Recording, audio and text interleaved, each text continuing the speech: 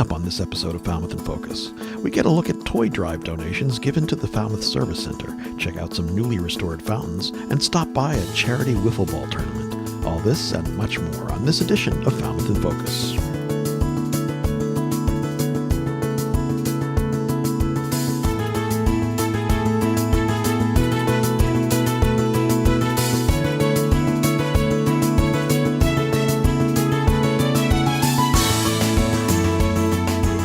Hello and welcome to Falmouth in Focus, FCTV's current affairs program. I'm your host, Michael Kasparian. The Steamship Authority is currently in the process of renovating their Woods Hole ferry terminal to better serve the Falmouth area. As a short-term measure, the Authority has moved to a temporary building, and we spoke with Steamship Authority General Manager Robert Davis about the multi-tiered project. My name is Bob Davis. I'm the General Manager of the Steamship Authority, a role that I took over starting back in July of 2017. Well, this terminal that we're in right now is just one piece of a larger project.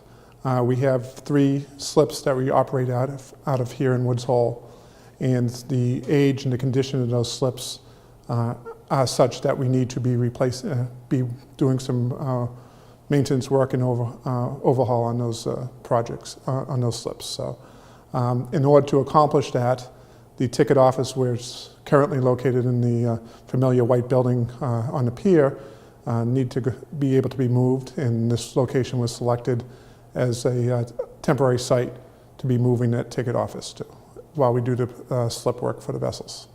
For the overall project, we're going to be trying to minimize any construction work during the summer seasons.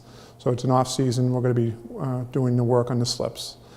So this terminal here will still provide not only our customers, but also visitors to the Woods Hole community an opportunity to be out of the elements, to be able to use the restrooms. It's the ending point of the bike path between refilling water bottles or using the facilities, and also take in some of the beautiful views that Woods Hole affords. This project started about 5 years ago, and it was the entire team. Wayne Lampson, our retired general manager, was leading the group. My role as treasurer was to come up with the ways that we were going to be able to pay for this project, and so that's been my primary role for this project so far. So the next stage after this, our board will be meeting to award a contract for the marine waterside construction to be rebuilding these slips. That will be taking the next 4 off seasons for that to be completed. In the meantime, shortly after the beginning of the year, the general offices, which are located in the 2nd floor of the white building here in Woods Hole, will be moving to our new administration offices up at the Palmer Ave parking lot that we own. That building is under construction. It's due to be completed at the end of January, so we'll be moving our administrative offices to that location. Once that's done, we already have a contract in place. The current terminal building will be demolished, and along with that demolition, the passenger gangways that are currently behind the building will be moved between what is now Slip 1 and Slip 2. So that way we can get our passengers on and off the vessels for the next couple seasons. So from the beginning, we want to have community involvement in what we needed to be doing here and balance our needs versus the community's needs on a going forward basis. We have been reaching out to the neighbors in terms of any, if they want to be put on a list so we can notify them if any significant construction items that will be taking place that we feel warrant them being notified of any possible disruption. We realize this is going to be a big undertaking for the community, and we're seeking to minimize any disruptions that we can. We want to be a good neighbor, and hopefully this project will show that that's our intent. The Steamship Authority is in the midst of a complete reconstruction of the property and expected to be completed by 2024. Thanks to Jeff Wyman for that story. December 21st is National Homeless Memorial Day, a day of remembrance for those who have died while homeless. This is an especially serious problem during the winter and is something that local organizations belonging to each other hopes to stop by providing shelter for homeless persons during the coldest part of the year. FCTV went to a memorial service held at St. Barnabas Episcopal Church and spoke with members of the organization about the importance of this day and their cause. National Homeless Day allows us to give memorial to those who have died both in the area of the Cape and the island. And at this point in 2017, there have been 25 deaths. Well, belonging to each other, it's a concept and it's a program. You know, the concept is we all belong to each other, and when our brothers and neighbors have fallen into, you know, poverty and homelessness, our organization is about doing what we can to help them. We're a small organization. We're able to help 12 people at a time. We're always looking for more funding. National Homeless Persons Memorial Day is celebrated in over 100 cities across America because there are people dying everywhere. And we're doing our little piece here in the town of Falmouth, and we're hoping that our concept and our program will spread to the other towns. Belonging to Each Other is an all-volunteer organization. We are now in our third winter of operating, and we provide shelter and loving support to our homeless neighbors here in Falmouth. We started, as I said, 3 years ago, and we really felt that as a community we should be able to take care of our own and not ship them to other communities on the Cape and say, you take care of them. They belong here with us. And thus the name came, Belonging to Each Other. So the first winter, we were a little bit seat of our pants, I have to admit. We started meeting perhaps in October, and by January we were housing homeless people exclusively in motels here in town. It's not the most economical way, and it's not the most natural living kind of environment either, to be cooped up like that, but it beats a lot of shelters where you have to leave during the day. You only can stay during the night because it's plenty cold out there during the day as well during the winter months. Our second year, we were very fortunate. We were able to move to 2 rental properties. People actually came forward and were willing to rent their homes while they were away in Florida. So the compassion of this and generosity of spirit of this community has just touched my heart. It is truly amazing. Belonging to Each Other has helped over 100 homeless people in Falmouth since their start in 2015. Thanks to Alan Russell for that coverage. There are always topics to report on from Town Hall, and this week is no exception. Here are some updates from recent municipal meetings chosen based on community impact. During the last Selectmen's meeting, the chair of the Energy Committee, Megan Amsler, presented to the board the state stretch code as a potential April town meeting warrant article. Ms. Amsler described to the board the necessary requirements of the stretch code, along with the benefits of becoming a green community. So becoming a green community has a benefit to the town. It enables us to apply as a municipality to the Department of Energy Resources for grant funding on an annual basis. Now, this program helps us comply with the Global Warming Solutions Act, right, which is again a state regulation that indicates we have certain milestones to achieve to reduce our greenhouse gas emissions. Also in the last Selectmen's meeting, Town Manager Julian Suso presented to the board the status of Falmouth's 2 wind turbines.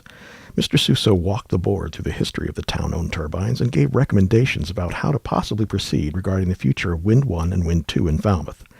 The Selectmen voted to direct the town manager to investigate hiring a consultant to advise the Selectmen about options and how to proceed with the 2 town-owned wind turbines. One of the things I wanted to address tonight is that we've gotten a number of emails and opinions from many folks, and the suggestions that we have already received by email we are reviewing. The town manager has been making a file for to essentially be provided to any consultant that the board may hire, and to get some expert advice on for further public discussion and further decision by the board. Town Council Frank Duffy addressed the board about the charter review process, noting that every 7 years the charter must be reviewed and that the time has come for this process. Attorney Duffy briefed the selectmen on the generalities of the charter itself, describing its purpose and content. After listening to Attorney Duffy's presentation, the selectmen voted to start interviews and construct a charter review committee. The charter review committee needs at least a year to get its work done. And remember, you have to have everything ready by September of 19 to put on the warrant for November of 19. So you really kind of, it's not a hurry-up process, but it's going to move along rather fast. I move that we start the charter review process by asking for applicants for the charter review committee of a 9-member board. Second? I agree. Second. All those in favor? Aye. Aye. Aye. To watch any of these meetings in their entirety, please visit FCTV's website at fctv.org. Right now, we're going to take a quick break to learn about an adoptable cat from People for Cats. And when we come back, we'll stop by the Falmouth Service Center. Stay with us. Harry is a very handsome domestic short-haired gray male tabby, almost looking like a wild cat at first glance. He was found as a stray several months ago in the area of Pinecrest Beach Road.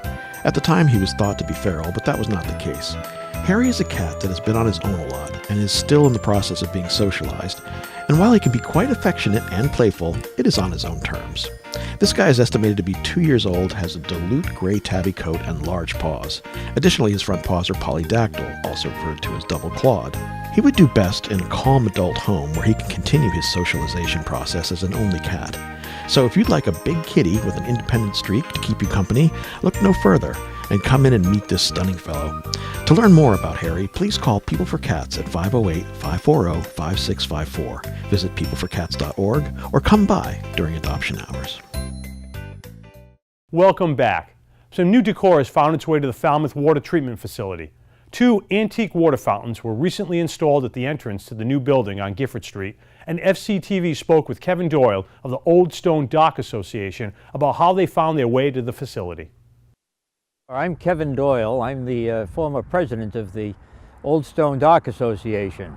But in going around with Bob McCormick, who is the dock master of the Old Stone Dock Association, and we noticed the water fountains that had been in front of the old entrance into the water department. And they were handsome urns, handsome water troughs, but they were in great disrepair. Actually, a lot of credit goes to Ray Jack, who pulled them out from behind the shed in the first place back in 1994, about 20 years before this. And they were just lying on their side, and Ray dug them out, dressed them up, and put them in the entrance to the water plant where it was on Locust Street. It was just about then that Steve Rafferty reported aboard as the water superintendent. So this simple plan that Bob and I had to go and paint these things black, we mentioned to Steve, and Steve really understood what was out there, and he really showed great appreciation for the history behind these 100-year-old watering troughs. So when the time came, he said, hey, I have a plan too, and it'll save you folks from having to come up and paint it. But his plan, which was executed, was to take these and strip them right down. He sent them out to be industrially, commercially repaired, which is just what they deserved. So we're very pleased with what he did, and the Stone Dock Association has strongly approved of everything that's been done, and we have nothing but the highest praise for Steve and his initiative to do this. The significance of the watering troughs to the town of Falmouth back 130 odd years ago is really quite significant. The Falmouth Preservation Alliance, with Barbara Wayand was the chairman, she commissioned with Karen Ronaldo, the Falmouth artist of course, to do these historical series of maps, the heritage maps. And if you look at the one that she did here of the village, you'll see that the watering trough is located very prominently on the village green. And that's where the first one was positioned in 1898.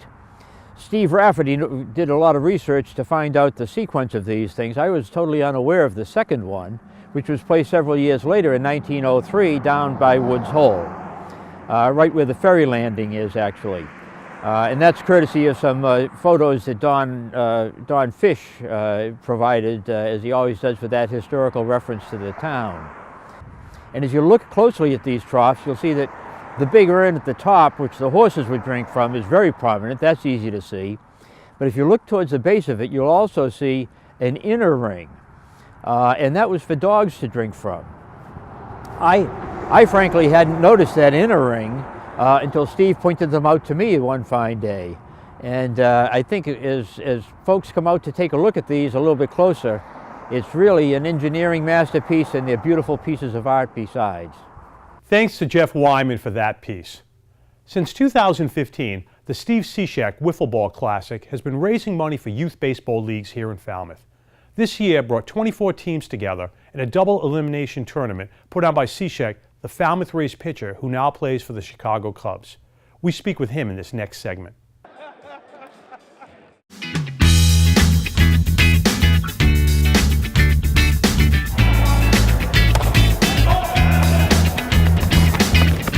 We have 23 teams here of 4 to 5 players. The team has a 5th player as a DH, and basically we're raising money for Falmouth Youth Baseball, Falmouth High School Baseball Boosters Club, and we also have additional side items for post-188 baseball and a home run derby for the 1019 Foundation. Well, originally I was going to do a golf tournament, but you can't really do that in December because obviously it's 8 degrees outside, so it's kind of tough to plan a golf tournament.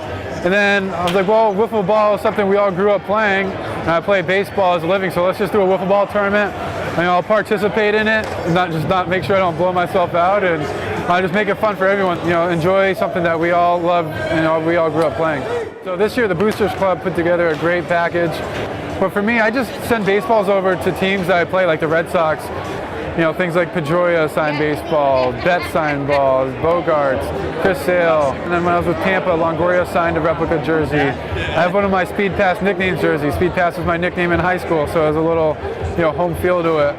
I just want to give a special thanks to Chris Fitzgerald and Brian Domingos. This all wouldn't be possible without them two organizing it. Fitzy's been a beast organizing this thing, keeping the interest alive, getting sponsorship to raise money. And also my cousin Brian works at Delbrook JKS, was able to, through them, get fencing for this tournament. So instead of the snow fence that was falling over we had last year, we were able to build foul poles and some piping to hold the fence together and have this great windscreen. And so they're our main sponsor this year, and it has been a tremendous help to us. Every kid loves playing baseball growing up, wiffle ball in the backyard. I grew up with Stevie.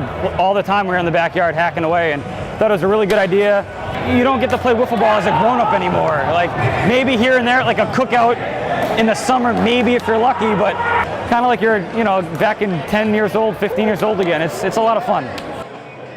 I've always been taught to give, and I wanted to make sure that I gave back to the community, which I love. And I may not live here anymore, but this is where I tell people I'm from. And coming up through Little League, Babe Ruth, our high school baseball program, and 188 baseball, was huge for my growth as a baseball player, and also, today as a man.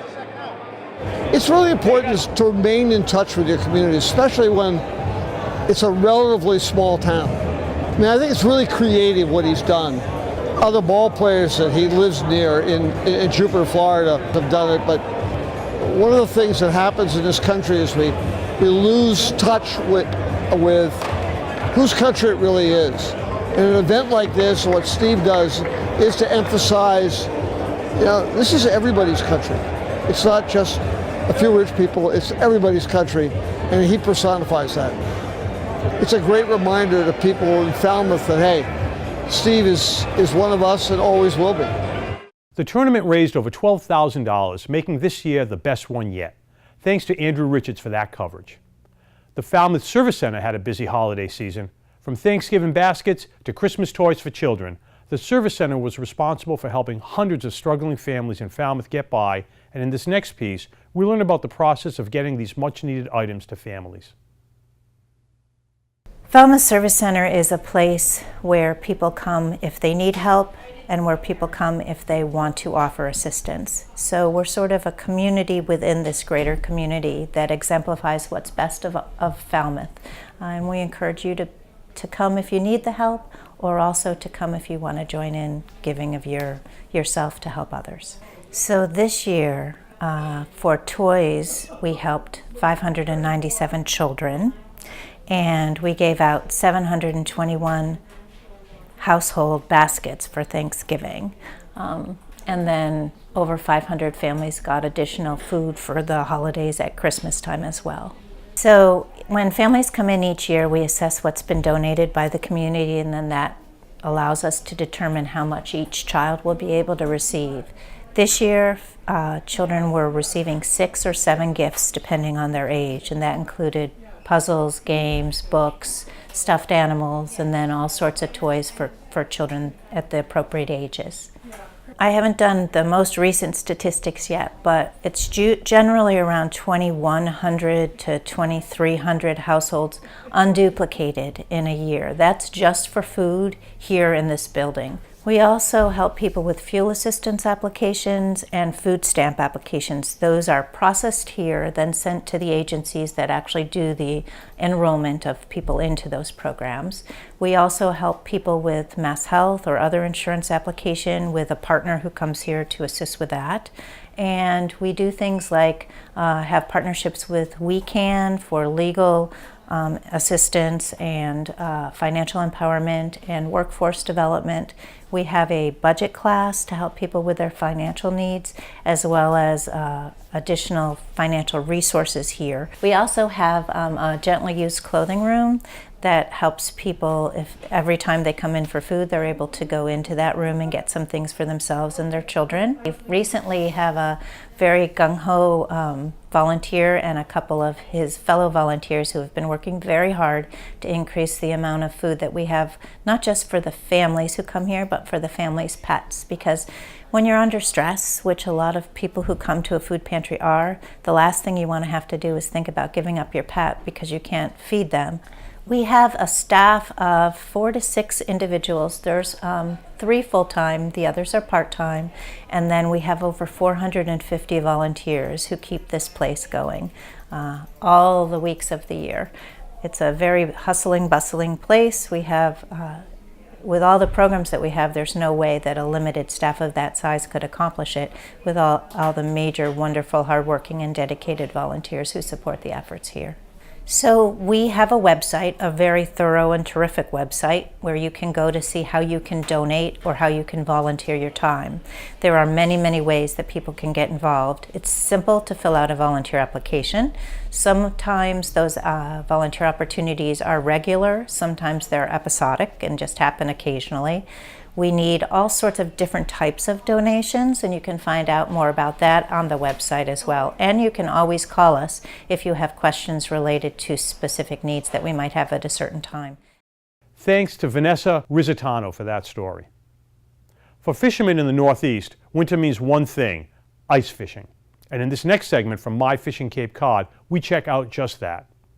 Hello everyone, and welcome to the My Fishing Cape Cod Falmouth Fishing Report for the month of January.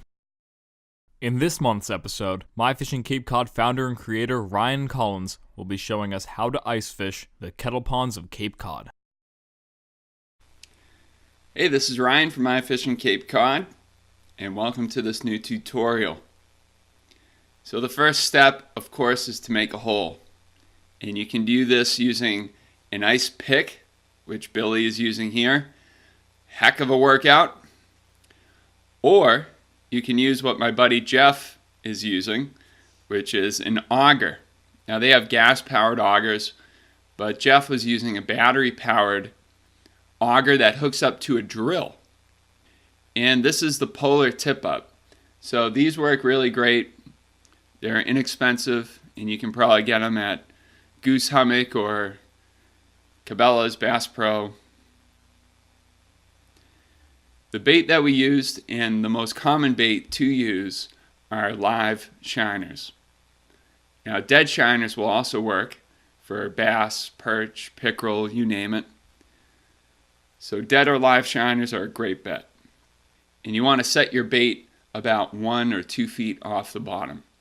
So keep that live shiner down pretty deep, just above the bottom.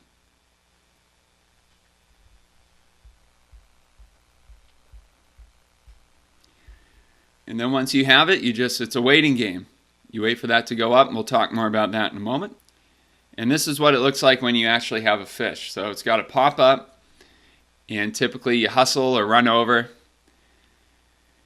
And once you get there, you just start retrieving by hand. You'll give it a little jerk, and I'll show you a clip of me setting the hook. And that was the first fish of the day, was a pickerel.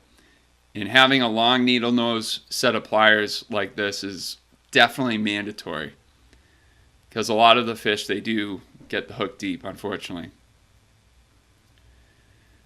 But here's what it looks like. Okay, here's the bite. And you'll see that little knob is going around. That's the fish running. So the fish is running. It's not really feeling much tension on the line right now as that is twirling around. So carefully pull it up and then just set the hook. Keep steady tension on the line. It's kind of like hand lining in Costa Rica. Here comes another good pickerel.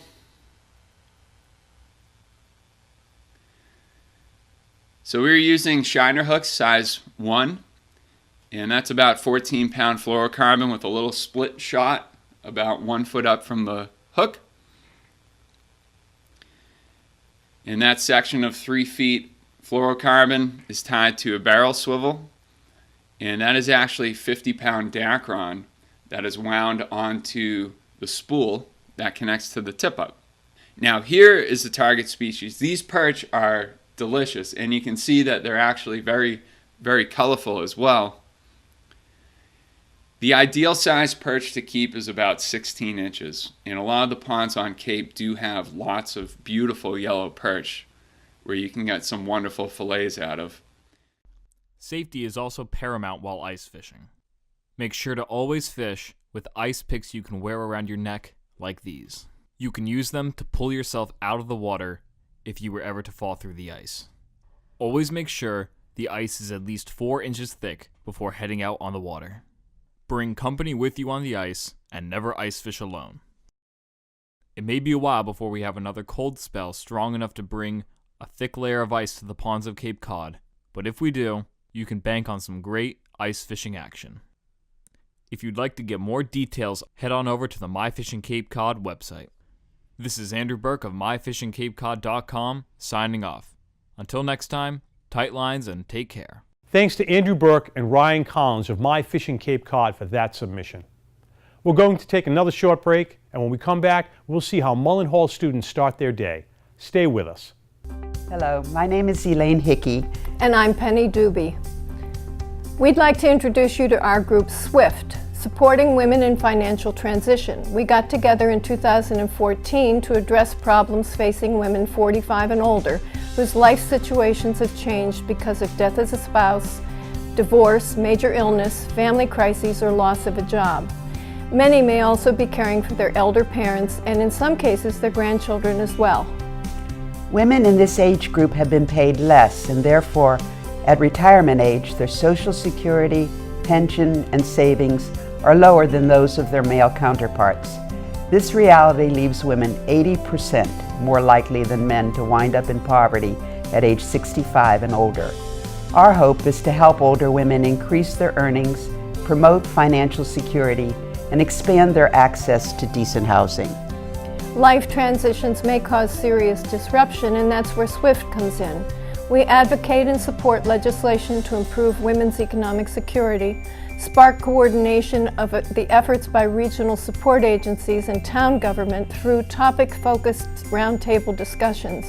We're now working on a resource guide that will list the organizations that women approach for financial guidance and assistance when they find their lives in transition.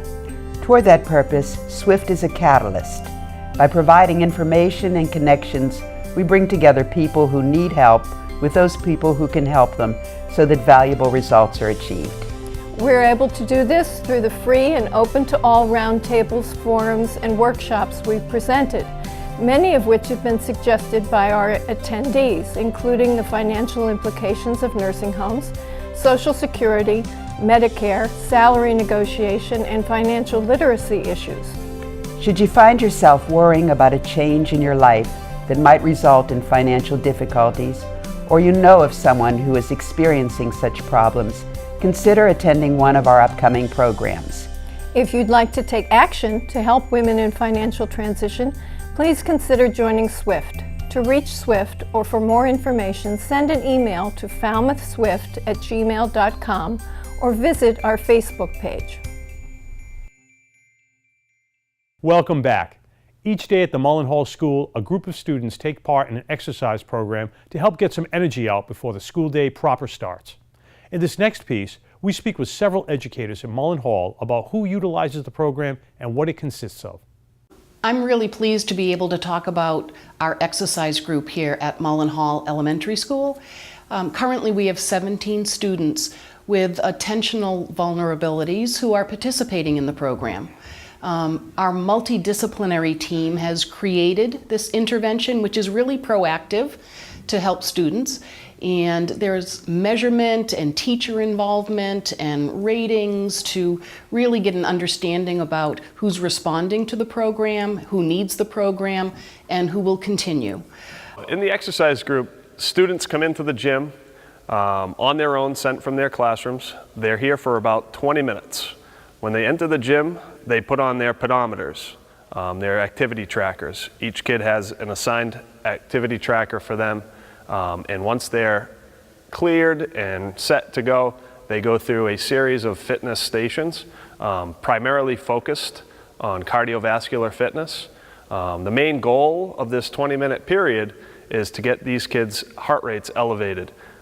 Part of that process, when the pediatricians refer the students back to the schools, has been at Mullen Hall to offer them another intervention besides medication to address attention regulation issues. And that, essentially reviewing the literature, what we found is that physical activity for some students can be very resetting, can really help them sustain attention for a period of time following vigorous physical exercise. As psychologists, approximately 3 years ago, we attempted to start doing this and realized it's very hard to keep kids moving vigorously for a sustained period of time. Certainly when they come back, I can see them attending to their work quicker. I also think that it's created nice relationships through the students that have gone together. It's created like a nice small group. And I think that it has certainly encouraged them to socialize with peers that maybe aren't in their friend group. I've recently spoke with a teacher who I was concerned possibly that this student might come back too elevated based on how much activity they're doing in here. But they were actually really excited about how that kid was coming back. They had a reading block at the end of class as they were going back to class, and they said that's really been beneficial to that student coming back and really being able to attend during that period. Another measure that I think really demonstrates the impact of this proactive intervention is referrals to the office. Last year at this time, we had 52 incident reports, and this year we have 15 incident reports. So I think that's a great measure that tells us that this program is meeting needs. It's a really targeted program, and the outcomes are helping students stay in class, and we know that students having more time in class increases academic achievement. We're charged with providing students with a number of creative interventions and supports to support their social and emotional competencies. And I can't say enough about the exercise group here at Mullen Hall. Thanks to Ryan Weber for that piece. Here at FCTV, we want you to know that television can be as easy as hitting record on your smartphone. We'd like to invite all Falmouth residents and visitors to share their slice of life with us. Email us your photos and videos or upload them to Facebook, Twitter, or Instagram using the hashtag MyFalmouth or Falmouth in Focus to be featured on the show. Thank you to our most recent contributors. We leave you now with the sights and sounds of ice flow off Buzzards Bay. Thanks for watching Falmouth in Focus. We'll see you next time.